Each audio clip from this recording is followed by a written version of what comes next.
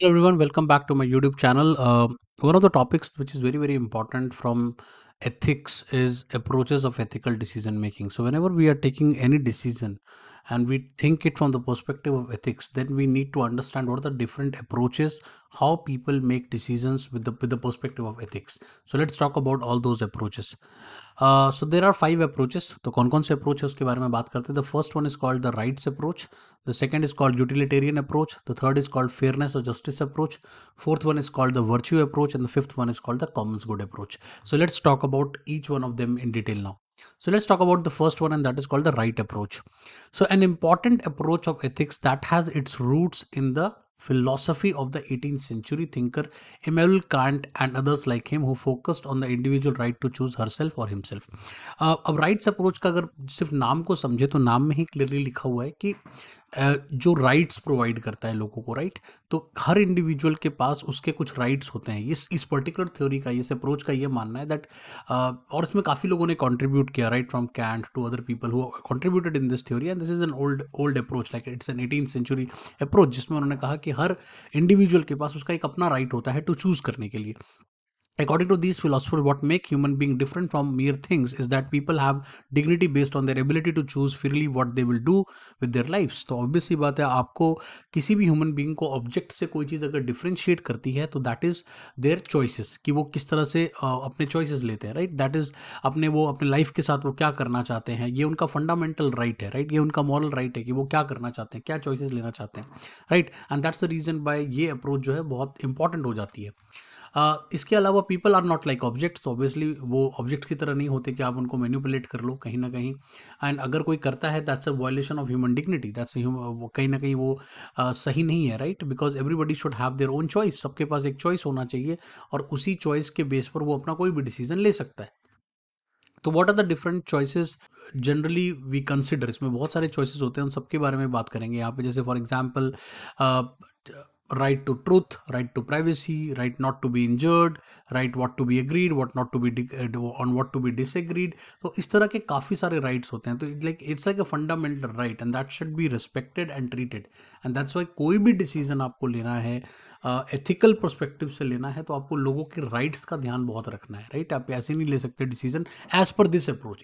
इस अप्रोच के अकॉर्डिंगली आप ऐसे डिसीजन नहीं ले सकते कि आप लोगों के राइट्स को वायलेट कर दो, राइट. और इसमें आप देख सकते हो हमारे कॉन्स्टिट्यूशन में भी बहुत सारे राइट्स, फंडामेंटल राइट्स दिए गए हैं, राइट, ताकि उनकी रिस्पेक्ट की जाए, उनको फॉलो किया जाए, राइट. इसमें एक पॉइंट और रह गया, that actions are wrong to the extent they violate the rights of individual. तो यहाँ पे क्या है कि ऐसा कोई भी एक्शन, ऐसा कोई भी डिसीजन वो गलत तब हो जाएगा जब वो किसी भी राइट्स को वायलेट कर देगा किसी भी इंडिविजुअल के, राइट.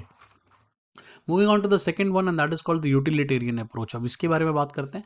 तो utilitarian was concept in 19th century में ये थ्योरी दी गई थी by Jeremy Bentham and John Stuart Mill. उन्होंने इसमें कंट्रीब्यूट किया और उन्होंने कहीं ना कहीं ये बात बताने की कोशिश की that ethical actions are those provide the greatest balance between good over evil. और इसको मैं अभी डिटेल में समझाता हूँ कि इस पॉइंट का क्या मतलब है.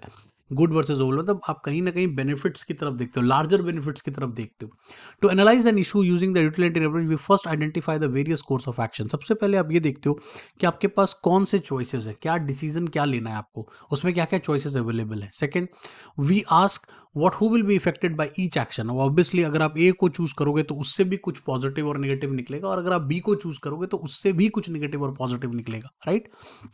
And then in the third, जो मेन आपका पॉइंट होता है वो ये होता है, आप ये देखते हो कि अगर मैं ए को चूज करता हूं तो उससे ज्यादा बेनिफिट है और लेस हार्म है, या फिर अगर मैं बी को चूज करता हूं तो उसमें ज्यादा बेनिफिट है. फिर आप वो डिसीजन लेते हो. Ethical action is the one that provides the greatest good for the greatest number. तो ज्यादा लोगों को जिससे बेनिफिट होगा, ज्यादा लोगों को जिससे फायदा होगा, आप वो डिसीजन लेते हो. तो कहीं ना कहीं आप मासेस को देखते हो कि बड़े लेवल पे बड़ा बेनिफिट कहाँ दिख रहा है. तो हमेशा बेनिफिट ओवर एविल, मतलब बेनिफिट ओवर लॉस को आप कंसिडर करते हो कि जो ज़्यादा बेनिफिट दे रहा है, जो ज़्यादा फायदा दे रहा है, आप उस चीज़ को चूज करना चाहते हो through this approach.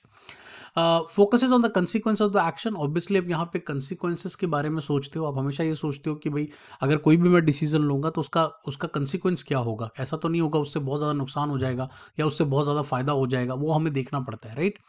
All the person forcing to be directly और इनडायरेक्टली, और दोनों तरह के आप इफेक्ट देखते हो, डायरेक्ट इफेक्ट भी देखते हो और इनडायरेक्ट इफेक्ट भी हो सकता है किसी चीज़ का, वो दोनों कंसिडर किए जाते हैं। Keeping in mind that different people have identify benefits and harms differently. अब हमें ये भी थोड़ा सा ध्यान रखना पड़ता है कि हमें हो सकता है वो चीज़ किसी के लिए बेनिफिट लग रही हो, बट हो सकता है उस पर्टिकुलर पर्सन को वो चीज़ बेनिफिट नहीं लगती। तो हमें हमेशा एक लार्जर विजन लेकर, एक लार्जर पर्सपेक्टिव को लेकर के उस चीज़ को ध्यान में रखना चाहिए। The principle states that out of the two action, the most ethical one will produce the greatest balance between benefit over harm। जैसा मैंने आपको बोला कि A और B के बीच में जो चॉइस आपको लेनी है वो हमेशा आप ऐसे लोगे कि उससे ज्यादा बड़ा, ज्यादा फायदा A में हो रहा है या ज्यादा फायदा B में हो रहा है, वो भी ज्यादा लोगों के लिए। ये नहीं कि अपना फायदा देखना है, ज्यादा लोगों के लिए कहाँ ज्यादा फायदा हो रहा है, राइट। तो वहां से आप कंसिडर करोगे यूटिलिटेरियन अप्रोच को। Moving on to the third approach and that is called the virtue approach. Already मैंने इसके ऊपर एक बहुत डिटेल में वर्च्यू एथिक्स का एक लेक्चर बनाया था, पर चूंकि ये अप्रोच का हिस्सा है तो उसको मैं दोबारा हल्का सा ओवरव्यू दे दूंगा इसका। Virtue approach is the ethics assume that there are certain ideals towards which we should strive. ये वर्च्यू एथिक्स ये मानता है कि हर पर्सन के कुछ आइडियल्स होते हैं और जनरली हम उस आइडियल्स की तरफ स्ट्राइव करते हैं, उस आइडियल्स को अचीव करने की कोशिश करते हैं। These ideals provide us full development of our humanity and discovered through thoughtful reflection of what kind of people we have been potential to become. तो जनरली हम उन्हीं आइडियल्स को अडॉप्ट करते हैं जैसा हम बनना चाहते हैं, राइट। तो बहुत सारे इसमें ट्रेड्स हो सकते हैं और वो सारे ट्रेड्स के बारे में भी हम बात करेंगे। There more like attitude, character traits, जैसा मैंने आपको बताया वो ट्रेड्स होते हैं और जनरली वो डेवलप होते हैं, टाइम टू टाइम डेवलप होते हैं, जब तक कि हम वो अचीव नहीं कर लेते जो हमें लगता है कि यस दिस इज, हम ऐसा बनना चाहते थे और हम ऐसा बन गए, राइट। तो ये काफ़ी सारे आइडियल्स को हम अडॉप्ट करते हैं। अब इसमें क्या क्या हो सकता है, ऑनेस्टी हो सकता है, करेज हो सकता है, कंपैशन हो सकता है, integrity, fidelity, fairness, self control, ये सब कुछ को हम अपने अंदर लाना चाहते हैं कहीं ना कहीं, जो हमें एक बेटर लाइफ या बेटर वर्ल्ड को देखने में हेल्प करता है। These are called virtues, these are more like characteristics of an individual, right. और वो आपके डिसीजन को इन्फ्लुएंस करता है। याद रखना हमेशा एक ऑनेस्ट पर्सन हमेशा एक ऑनेस्टी बेस्ड डिसीजन लेना चाहेगा, एक करेजियस पर्सन हमेशा एक डेयरिंग वाला डिसीजन लेना चाहेगा, तो वो चीज इफेक्ट करता है। तो virtues are like habit that are once acquired they become characteristic of a person. तो ये हैबिट की तरह होता है, एक बार आपने एक्वायर कर लिया तो कहीं ना कहीं वो एक कैरेक्टरिस्टिक आपका बन जाता है। फिर आपको लोग जब भी देखेंगे वो कहेंगे हाँ ये पर्सन बहुत ऑनेस्ट है, ये पर्सन बहुत कंपैशनेट है, ये पर्सन बहुत इंटीग्रिटी वाला है। इस तरह की बातें करते हैं लोग फिर आपके बारे में। Moreover, a person who has developed virtues will be naturally disposed to an act of way consistent with the moral principles। एक बात तो पक्की है कि जो भी वर्च्यूज को फॉलो करता है या जो भी इन ट्रेड्स को अपनाता है वो कहीं ना कहीं मॉरल प्रिंसिपल्स को फॉलो करने में बिलीव करता है। The virtuous person is the ethical person in dealing with the ethical problem using the virtuous approach. तो obviously what he will do, जैसा वो पर्सन होगा, what kind of person he is, या वो जैसा पर्सन बनना चाहता है उस तरह के पर्सन के हिसाब से वो अपने एथिकल डिसीजंस को लेता है। That is all about virtue approach, okay. So moving on to the next one, we have the fairness and the justice approach। अब fairness and justice approach क्या कहती है? This is the approach of ethics that has roots in the teaching of ancient Greek philosopher Aristotle। So Aristotle के concept से के जो teachings हैं उनमें से ये कहीं ना कहीं निकल कर आता है that equals should be treated equally and unequal should be treated unequally। Very simple। और इसको कैसे वो आगे बताता हूँ मैं आपको डिटेल में। The basic moral principle in this approach is that how fair is the action. सबसे इंपॉर्टेंट है कि कोई भी एक्शन आप ले रहे हो, कोई भी डिसीजन ले रहे हो, वो कितना फेयर है, राइट। ऐसा तो नहीं है कि उसमें कुछ फेवरेटिज्म हो रहा है या उसमें कोई डिस्क्रिमिनेशन हो रहा है, ऐसी चीज नहीं होनी चाहिए एज पर दिस अप्रोच। अब इसमें फेवरेटिज्म होता क्या है हमें सबको पता है, right. Favouritism is like providing some people with more benefit. कुछ लोगों को आप थोड़ा ज़्यादा बेनिफिट देने की कोशिश करते हो, कुछ ज़्यादा चांसेस देने की कोशिश करते हो। ऑन द साइड डिस्क्रिमिनेशन क्या होता है, व्हेन आपकी कुछ पर्टिकुलर कम्युनिटी के लोगों को या पर्टिकुलर लोगों को डिस्क्रिमिनेट करते हो फ्रॉम अदर्स, इवन दो वो भी इक्वली अच्छा काम करते हैं बट फिर भी उनके साथ डिस्क्रिमिनेशन होता है, राइट। तो इन दोनों ही सिचुएशन में कभी भी राइट डिसीजन नहीं होगा। So both favouritism and discrimination are unjust and wrong, और ये दोनों ही गलत हैं एज पर दिस अप्रोच। अब जो लास्ट अप्रोच है हमारा that is called common goods approach. अब कॉमन गुड्स अप्रोच क्या है? This approach of ethics assume the society comprising individuals who our own good is linked with the good of the community. अब कुछ ऐसे लोग होते हैं जो हमेशा अपने डिसीजन को कम्युनिटी से लिंक करके देखते हैं। वो ऐसे नहीं देखते कि ये मेरा डिसीजन है, वो हमेशा उसको देखते हैं कि मैं किस सोसाइटी में रह रहा हूँ, उस सोसाइटी को, उस कम्युनिटी को ध्यान में रख के ही वो कोई डिसीजन लेंगे, right. Community members are bound to be pursued of common values and goals. अब ऑब्वियसली कम्युनिटी के जितने भी मेंबर्स होंगे, राइट, वो सेम तरह के कॉमन वैल्यूज को फॉलो करते हैं, कॉमन गोल्स को फॉलो करते हैं, right? The common good is a notion that originated from 2000 years ago in the writings of Plato, Aristotle and Cicero. तो कहीं ना कहीं प्लेटो, एरिस्टोटल, इन्होंने इसको प्रमोट किया. इसमें उनके राइटिंग्स में आपको देखने को मिलेगी जहाँ पर वो ये कहते थे कि certain general conditions that are equally to everyone is advantage. तो उनका ये कहना था कुछ ऐसी कंडीशंस है, ऐसा लाओ जो सबके एडवांटेज के लिए हो, right? It should be benefit to everyone. सबको बेनिफिट मिलना चाहिए, कॉमनली सबका बेनिफिट होना चाहिए. एग्जाम्पल्स ऑफ गुड, इसमें क्या क्या एग्जाम्पल हो सकते हैं? जैसे एफोर्डेबल हेल्थ केयर है, राइट?